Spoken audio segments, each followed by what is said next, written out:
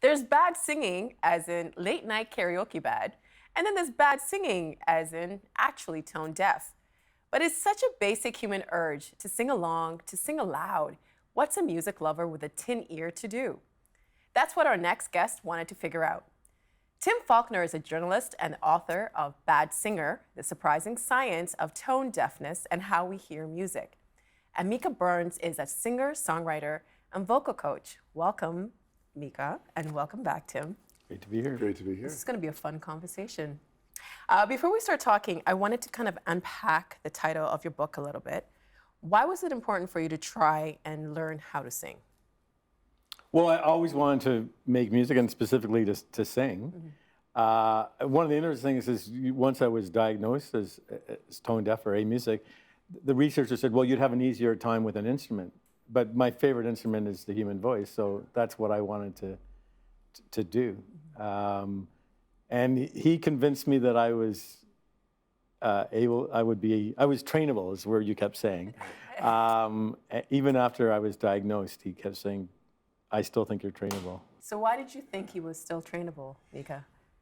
I was working on the theory that if you love music, even if you can't sing great, there's going to be a pure passion to it, and that with a little bit of exercise and a little bit of focus, the ear would get better. And you know, I had no science to back me up. It's not like I was coming from the proper scientific approach. My instincts were, you love music, you love to sing, let's get you to be better at it, you know? So can anyone with tone deafness be taught how to sing? My instinct is that there's going to be some hard cases that would never learn, you know, how to get better. But I think with real focus, and as I recall, when Tim really focused on it, his improvement was marked. It didn't always stick. It wasn't always something he noticed, but it was very clear to me that there was a forward motion. So, you know. And you could tell when he practiced or didn't practice. Yeah, unfortunately for Tim, yeah. And did you have any other music training before you did this book, Tim? Not really. I had very briefly, when I was about 10, I'd taken drumming lessons for a few weeks. So why did you sing? Why did you think that you were a bad singer? Why did you look for someone to teach you? Well, I had always been told I was a bad singer, so I believed it. But in the book, you write about an incident that happened when you were maybe 9 years old? Yeah, 8 or 9, I was in grade school, and the class was singing, and a girl beside me said to the teacher, Tim's singing off key and throwing me off. Can you get him to stop singing or to move? And that was the first time I had any inkling that I was a bad singer. I kept singing a bit, you know, sort of just because I was a loudmouth kid. But that affected your confidence, right? Well, I think by the time I was a teenager, where I started to worry about how other people thought of me, that's when it really hit home that I should not do this in public.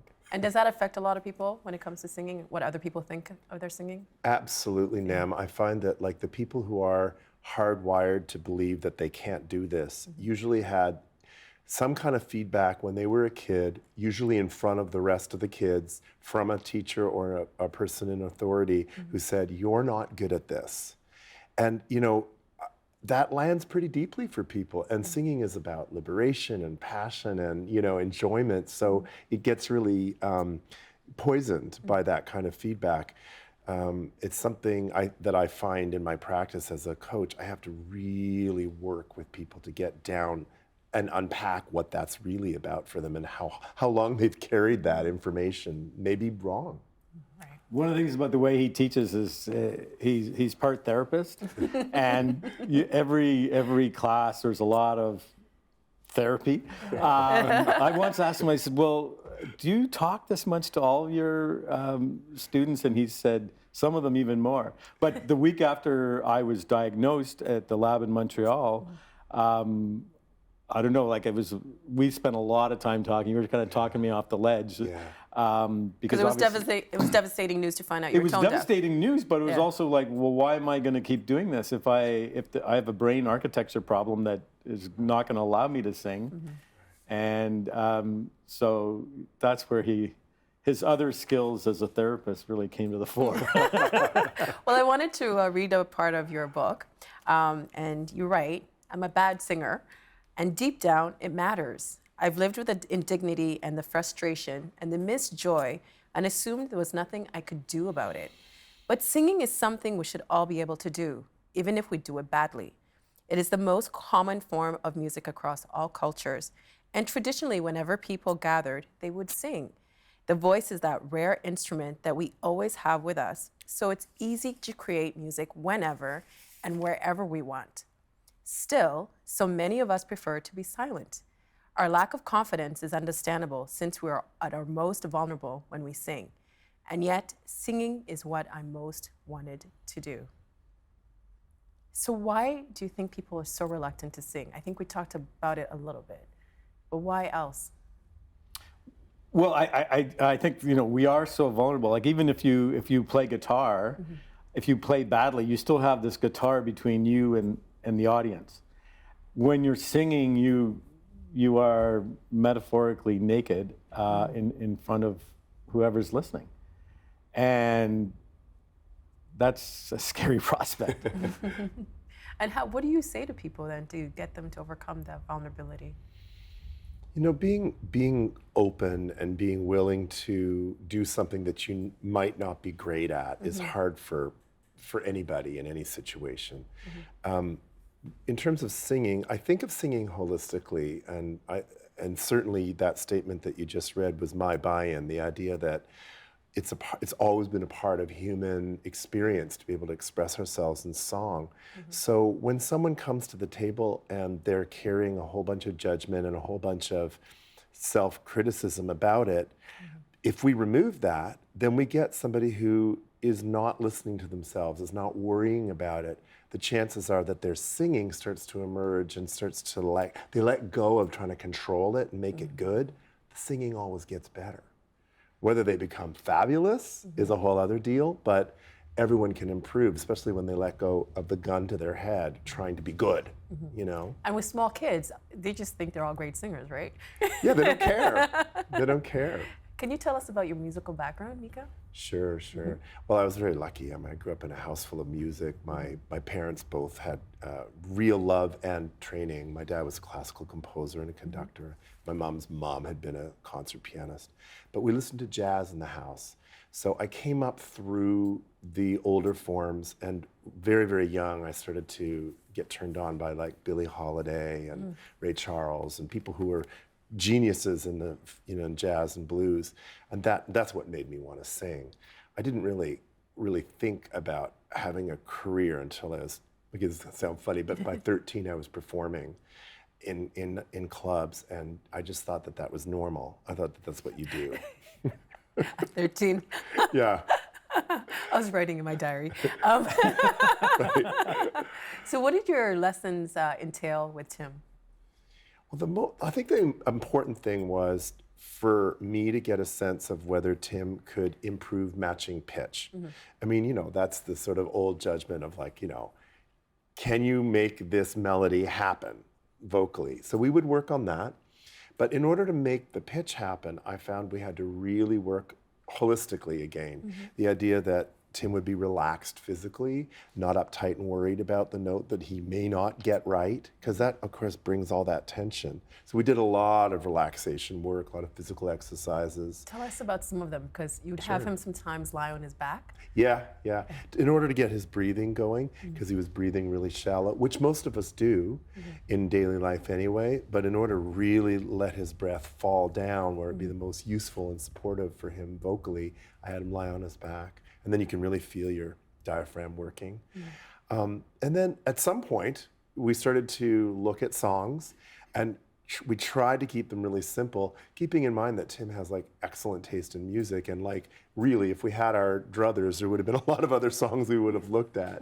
But we kept it really simple, country tunes, sort of punk rock tunes, and Johnny Cash, stuff that would be relatively easy.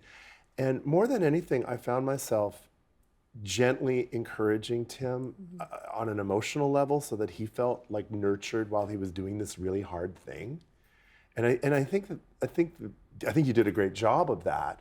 in the sense of really going, you're lying to me to try to make me do this. Are there cameras around? Yeah. I mean, I don't think you really trusted me for a while, right? I assumed you know, you were just trying to be nice. Yeah. But yeah, the relaxation, and I don't think until quite near the end did I ever really started to relax. Like it took me a long, long time. Right. Why do you think to you were do so that. tense? Well, I think knowing I was bad and being like not having the confidence to hit the note.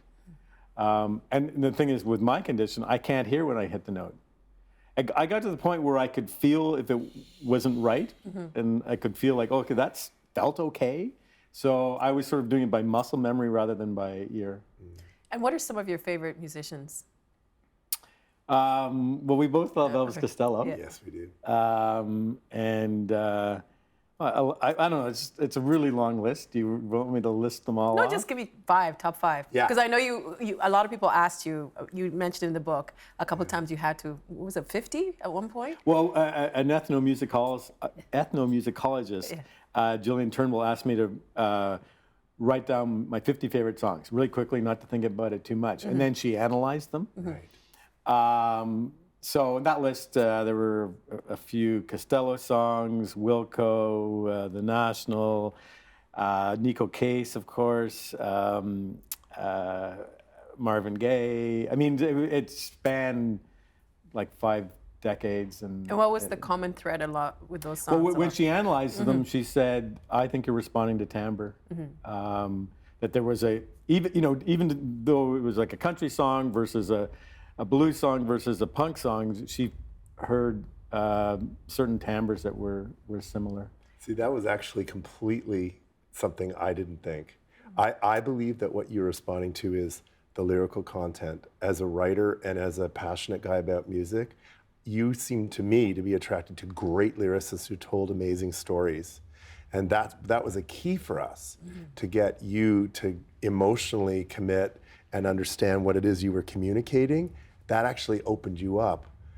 Whether it actually sealed the deal, I can't say, but I thought that was a huge component for you because, as a literary dude, there was that sense of like, oh, this is a great story. I want to be able to sing it, Right. And I thought that was very helpful. Yeah, I mean, I in the book I talk about lyrics, and I don't hear lyrics in my first listens of a song. It takes me a while to get them. But I think, when we talk about, your 50 favorite songs, a lot of them are going to have good lyrics because that's what takes it from like, oh, that sounds great, or I can dance to it, or whatever, to like, okay, this means something to me. But also like on my 50 favorite list, there's the Ramones, I Want to Be Sedated. The lyrics are kind of silly. These are brilliant lyrics. Those are brilliant. I concur too. But yeah, so explain why you made for the house concert. So I did a Joe Strummer song that meant a lot to me, and you had me do Blackbird. And then people say to me, well, why did your singing coach make you do Blackbird? It's a really hard song. Well, it's interesting. You came with Blackbird early in our days, and I remember thinking, ooh, I don't know if we're going to pull this off. But then as we looked at Blackbird, it became something that worked. And we kept going back to it, and you would nail that one more often than a lot of the other ones.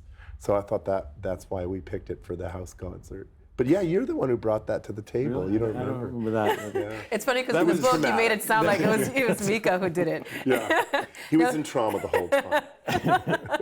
Well, I guess because maybe most people say I did a better job on Silver and Gold than on Blackbird. And so I always sort of, well, Blackbird, that was his song. Blame the teacher, I get it. Now, Micah, when you're coaching someone, what do you listen for? Tension. If I hear physical tension going on in the production of sound, then my job is to root down to where, first of all, physically where that's happening and try to unravel it. And then, and this is probably most importantly, unravel it to the point where we understand where the roots in the singer's thinking is. Because if you can get into what they're thinking, you can get into why their body's responding with tension. So that's the therapy part of what we're talking about, is to get into what ideas and beliefs people are holding about creating sound. So that's my method in a nutshell, really. Is anybody born a singer, or do they have to be trained? Someone like Adele or Celine Dion? You know, I do believe that we get born with an aptitude, and there are certain singer personalities that are just born to express themselves through music, like the ladies you've mentioned. And I think there would be, Billy, Barbara.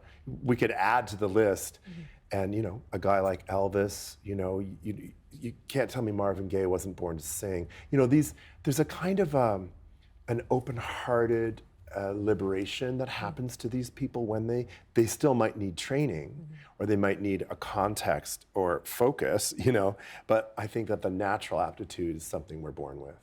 And what are your clients hoping to achieve when they take lessons with you? Depends who it is. Some of my favorite clients are when I'm working with actors in film, TV, or theater, because their emotional instrument is already usually so available, and that allows me to kind of plug right in, like, who are you in the scene, why are you singing the song, what do you want, so the intention is clear, and then the voice follows. That's kind of one batch of people that I work with. I work with a lot of singer-songwriters who want to learn how to sing their own songs. At that point, they know what the songs are about, so that's quite easy. The hardest is people who have very high desire to become superstar singers, but have what we might call sort of a medium ability. That's when they have to really dig in, and it's all up to how much they're willing to focus and whether they're willing to really do the hard work. Not everybody can do it. It's practice, right? Practice is a weird thing. We all hate doing something we're bad at. I mean, I think that was probably your biggest challenge, right? And yet, if we can bear it, and we can bear it for long enough, we'll get results. And when you did and you got results, it gave you what we might describe as confidence. Well, speaking of speaking of results, you did the performance, and we have a clip of it. But before we show it, though, describe how you prepare to sing in front of an audience. Well, I think the week of, so it was a Saturday night. The week of, I almost every day I was down at your studio. And he kept throwing things at me, like, been working for years on breathing and all the technique stuff. And then, with a few weeks to go, okay, now I want you to, sing to the nose, put your hand here, and then okay, now the emotional. Tell me what the song means to you. And it was like, so of course, then when I got in front of, there were about 45 people at this house concert. And when I got in front of everyone, everything went out of my head. So I don't know why I work so hard. But before you did the performance, at any time did you just say, I'm not doing this, I'm not going to do the performance? Did you want to quit? No, I never. I never got stage fright at the thing. And beforehand, of course I was nervous, but I needed an ending for my book. And, it's all about the book. And the original idea was I was going to do an open mic night, and then I thought, okay, I'm not good enough to do that. I just I can't pull that off. But karaoke sounded too much like a cheat. Like it's too. Everyone's bad at karaoke. So then I had this idea. Oh, what about a house concert? I could have my friends there. Most of them wouldn't laugh, and that one of them walked out. Right? One of them was laughing so hard he had to run out. But yeah. No Christmas card for him, or any kind of holiday card for him. Well, let's see you in action. I'm gonna go out dancing every night. I'm gonna see all the city lights. I'll do everything silver and gold. I got to hurry up before I grow too old. I'm gonna take a trip around the world. I'm gonna kiss all the pretty girls. I'll do everything silver and gold. I got to hurry up before I grow too old. How does it feel to watch yourself sing? Embarrassing. I'd rather watch him sing. But were you proud of yourself for actually going through with it? Yeah, I guess proud. I mean, I was terrified, but I was also really happy I did it. It was the terror was half the thrill. Micah, did you feel a lot of pressure to get Tim ready for that night? Yeah, I did. I wanted him to have enough of a good experience that he would look back, not just on the scope of creating this adventure for the book, but that he would actually have a sense that he had accomplished something for himself. And I'm not sure that Tim really ever has really owned how much work he put in and what he created, because, you know, you're still thinking, oh, I was crappy, you know what I mean? When really you came so far. And of course, my job is, you know, to see the glass half full. And it was a lot of prep to make it happen. But I think in the long run, we proved that you got better. Yeah, and even I admit I got better. What did your friends say afterwards? You know, some of them kind of laughed, but some of them said, you know, that, like, you're like a lot of bad singers. You know, like, they kind of put me in the group of bad singers rather than tone deaf people. Right. How valued do you think singing is in our culture today? This is for both of you.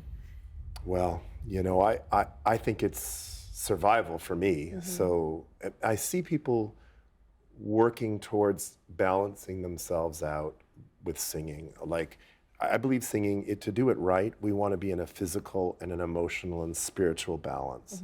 The way singing used to be part of ritual and spiritual ritual. And I really see it as a vital and essential piece to living.